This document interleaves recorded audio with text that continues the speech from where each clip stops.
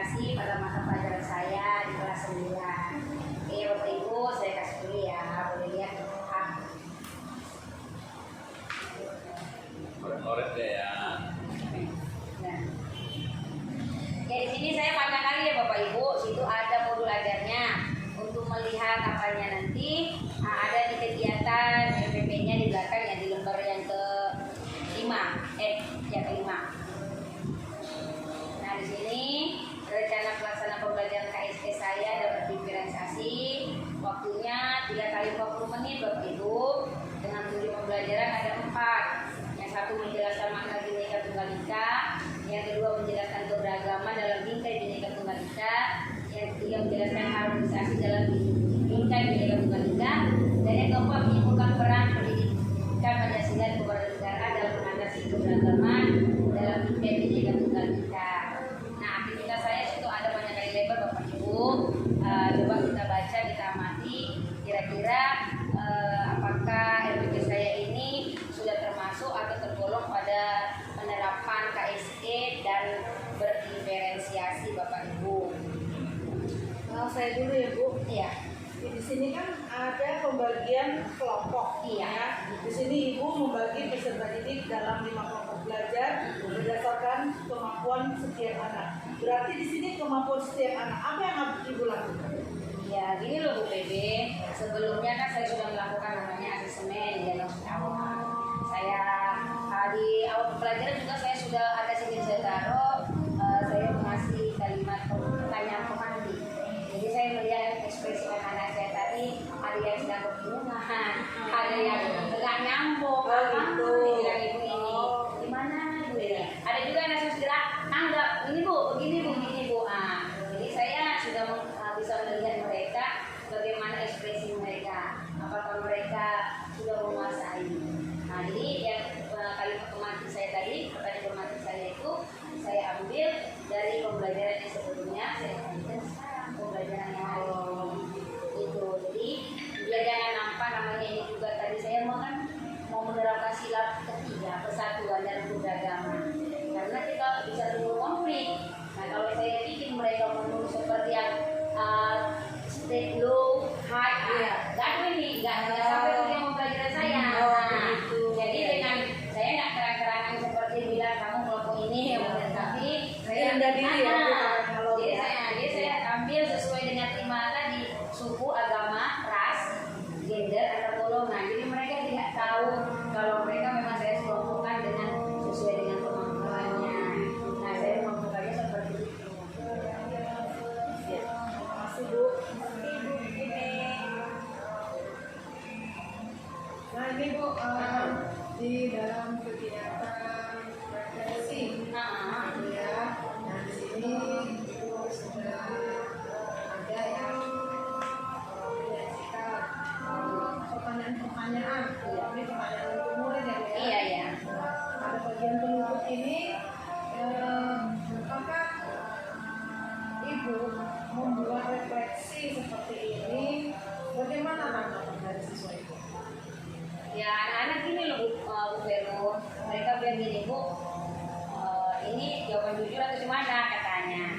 Saya selalu bilang sama anak-anak, silakan aja apa yang kamu rasakan, karena itu akan jadi feedback untuk saya, sehingga pembelajaran minggu depan lebih baik lagi. Kalau memang dia rasa dia kuat, kasih applause. Jika tidak, ya bilang aja bahwa akan menjadi saran kalian atau menjadi kritik kalian untuk saya itu. Jadi saya terima kasih yang mana itu silakan membuat sesuai dengan apa yang kamu rasakan. Kira-kira menurut Ibu dari refleksi yang sudah dibuat ini, kalau di situ saya mengambil anak-anak mengambil keputusan, dia bertanggung jawab dengan apa yang dia rasakan kan, dia boleh menyatakan perasaannya. Iya, sepanjang pembelajarannya gitu loh. Jadi saya selalu menerapkan pada anak-anak itu seperti itu. Jadi ya silakan aja, terbuka aja. Kalau memang kalian rasa nggak pas, itu saya nggak pas ya. Tapi bertanggung jawab ya dengan kata yang kalian buat. Nah, gitu loh. Jadi di situ KSE saya buat. Mereka boleh kasih komen apapun, tapi bisa dipertanggungjawabkan gitu. Sepanjang apa yang kita ambil keputusan itu sesuai dengan yang dia rasakan atau yang terjadi. lagi di situ. Karena kan kalau lebih banyak yang orang menyatakan itu kan berarti dia ada jas, ada sesuatu dengan itu. Itu Bu Vero. Terima kasih Bu. Sama. Ini dari saya ya Bu ya. Iya. Dari EPP yang Ibu susun, gimana cara Ibu melakukan penilaian kepada anak ini, khususnya dalam penerapan KSE ini ya Bu? Gimana cara Ibu untuk teknik apa yang Ibu lakukan dalam pengambilan penilaiannya lah? Iya. Terima kasih Bu Nana. Di sini ada rubrik penilaian, ada 3 yang saya ambil, yaitu penilaian sikap, pengetahuan dan keterampilan. Kalau dari pengetahuannya, kita juga sikap, pengetahuan dan keterampilan itu saya setelah observasi ya kita ya. Selama observasi kita sudah mengamati bagaimana si anak-anak itu mulai dari proses dia berdoa. Kadang-kadang kan anak berdoa ini sudah berdoa dia. Kayak kita sudah lihat, nah, suruh berdoa. Iya. Jadi nggak beda antara anak SMP, anak SD, TK, ya sama saya gitu. Jadi saya juga sudah mengamati seperti itu.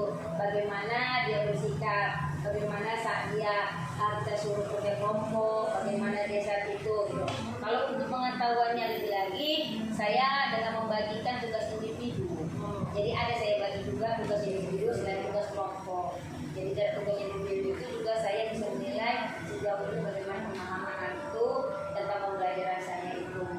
Kalau dari keterampilannya, saya melihat bagaimana nanti mereka ketika teman-temannya presentasi, mereka bisa memberikan argumen. Jadi dia ada kasih kritik atau kasih masukan atau penguatan. Jadi nampak baru hasil mereka, karya mereka. Kan saya sudah bagi mereka, terserah kamu mau bagi apa. Dalam bentuk peta konsep oke, saya bilang. Dalam bentuk catatan juga oke, saya bilang. Dalam bentuk link juga boleh, putih juga boleh. Iya, jadi saya bilang kebebasan. Iya, silakan. Jadi saya di sini ada 3 konten, proses, dan produk ada di dalam apa saya ini. Iya, itu dia yang saya buat. Jadi tidak saya jelaskan untuk rekan-rekan, terima kasih untuk masukannya. Sahabat kira-kira ada nggak itu yang bisa Bapak? Ada Bu. Gimana tuh Pak? Untuk menguatkan dan menyempurnakan RPP saya ini gitu. Berarti dalam hal penilaian tadi saya dari situ ke tempat terakhir itu tadi ya, penilaian keterampilan. Tadi apa namanya itu? Ada apa namanya, peserta didik berarti dikelompokkan dia tuh kira-kira kalau masuk dalam pengertiannya itu ada dia bernalar kritis, presentasi, kemampuan argumen. Jadi itu tadi saya bilang Pak. Nah saya melihat kan ini dari kelompok. Saya juga ada penilaian individu juga dari segi pengetahuannya. Saya kasih LK individu ada. Jadi untuk keterampilannya memang ada keterampilan untuk individunya, ada juga keterampilan untuk kelompoknya.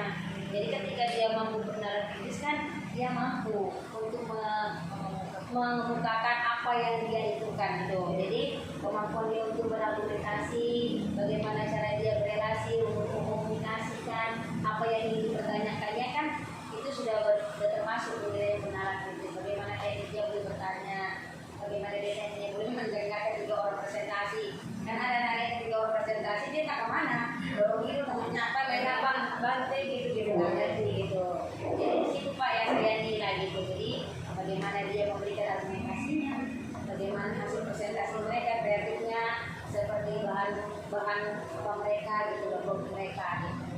Itu Pak. Oke Bu, kalau begitu